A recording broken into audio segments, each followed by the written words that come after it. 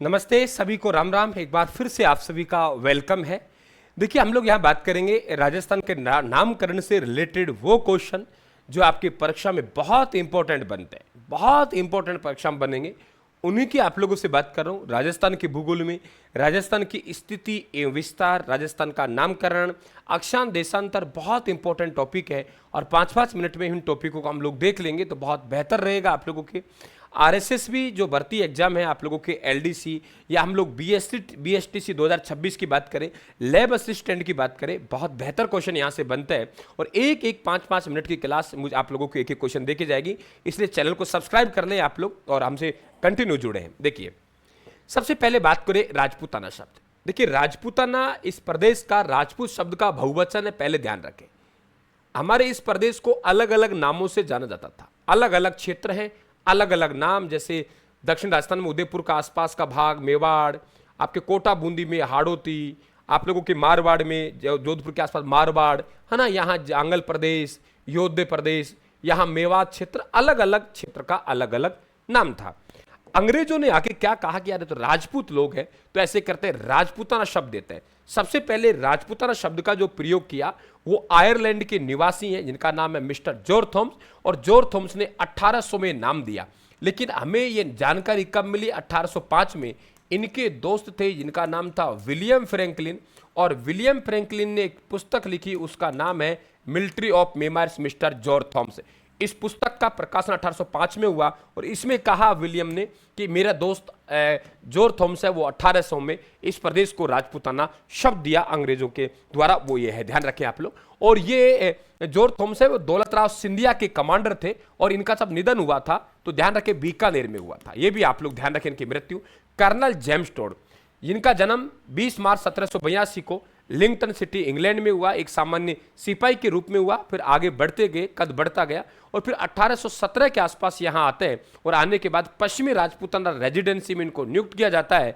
फिर मेवाड़ जाता है, मेवाड़ में ज्ञान यति को अपना गुरु बनाते हैं, घोड़ा उठाकर इतिहास के स्रोत जुटाते हैं, इसलिए इन्हें घोड़े वाला बाबा भी कहते हैं। जगह जगह गए, हल्दी घाटी पहुंच गए तो राजस्थान की थर्मोपल्ली कह दी, दिवेर पहुंच गए तो उसे मेवाड़ का मैराथन कह दिया, ये ध्यान रखें आप लोग, ठीक है। माउंट आबू पहुंचे, हिंदू ओलंपस कह दिया, संतों का शिखर कह दिया, गुरु शिखर को।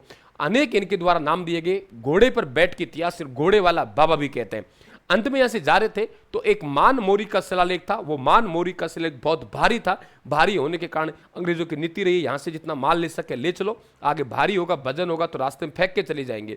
तो मान मोरी का शिलालेख को समुद्र में फेंक के चले गए थे, ये ध्यान रखें। और इंग्लैंड में जाके इनके द्वारा एक पुस्तक लिखी गई, उसका नाम है annals and antiquities of Rajasthan 1829 में। इन्होंने इस प्रदेश को, हमारा जो प्रदेश है उसे इस पुस्तक में राजस्थान नाम दिया। अब राजस्थान नाम तो पहले भी आया है लेकिन इस प्रदेश के लिए नहीं आया। आप बात करेंगे जैसे विक्रम संवत 682 का एक शिलालेख है सीमल माता का, उस सिरोही में वहां राजस्थानी यादिष्ट शब्द का उल्लेख हुआ है। तो राजस्थान शब्द के जनक नहीं है, हाँ ये कह सकते हैं कर्नल जेम्स टोड ने इस प्रदेश को पहली बार एक नाम दिया राजस्थान। ये annals and antiquities of Rajasthan, ये पुस्तक अंग्रेजी में थी, इसका हिंदी में अनुवाद, बेटा चैनल को सब्सक्राइब कर लेना क्योंकि बहुत इंपॉर्टेंट क्लास है। आपका रिवीजन और इन्हीं आंकड़ों को पढ़ लेंगे तो आपका परीक्षा पास हो जाएगी, है ना। और अलग से हमने प्लेलिस्ट क्रिएट कर दी है, उस प्लेलिस्ट आप लोग जरूर जुड़े। तो पुस्तक का हिंदी अनुवाद यानी गौरी शंकर हीराचंद ओझा के द्वारा किया गया और इस पुस्तक में इस प्रदेश को राजस्थान कहा, रायथान कहा, रजवाड़ा कहा।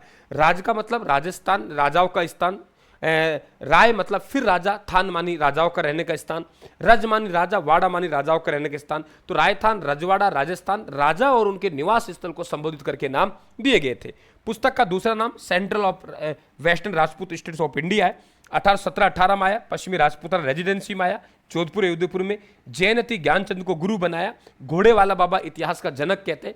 अब इनकी मृत्यु 1835 में हुई और 1835 में इनकी मृत्यु के बाद जिस पुस्तक का प्रकाशन हुआ, 1835 में इनकी मृत्यु के बाद जिस पुस्तक का प्रकाशन हुआ वो पुस्तक ध्यान रखें आप लोग, वो कौन सी है?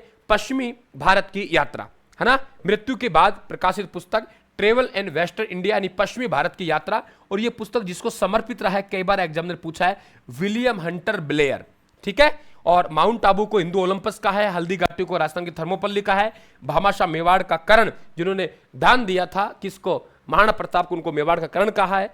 और जागीरदारी व्यवस्था पर इन्होंने लिखा, ये भी आप लोग ध्यान रखेंगे। फिर राजस्थान का एकीकरण हुआ और एकीकरण के बाद पहली बार अगर राजस्थान शब्द का प्रयोग किया है तो एकीकरण के दूसरे चरण में किया है। दूसरा चरण जो कि कब बना था, 25 मार्च 1948 को दूसरा चरण बना और उसका नाम था पूर्व राजस्थान संघ। पूर्व राजस्थान संघ नाम था और इस शब्द को जो विधिवत मान्यता मिली वो 26 जनवरी 1950 को जब भारत का संविधान लागू हुआ तो राजस्थान शब्द को विधिवत रूप से मान्यता मिल गई। आज का राजस्थान मिलता है हमें 1 नवंबर 1956 को, इसलिए हम यहाँ पे राजस्थान स्थापना दिवस मनाते हैं। और उस दिन राजस्थान के मुख्यमंत्री मोहनलाल सुखाड़िया था, इसलिए मोहनलाल सुखाड़िया को आधुनिक राजस्थान का निर्माता कहते हैं। अब 1 घंटे की क्लास आप लोग पढ़ते हैं, 1 घंटे की क्लास मैंने बहुत जल्दी आपके रखी है। आप बिल्कुल बेटा जुड़े रहे, चैनल को सब्सक्राइब करना ना भूलें ताकि प्रत्येक क्लास का नोटिफिकेशन आप तक पहुंच जाए। सभी को थैंक यू, धन्यवाद, राम राम साहब।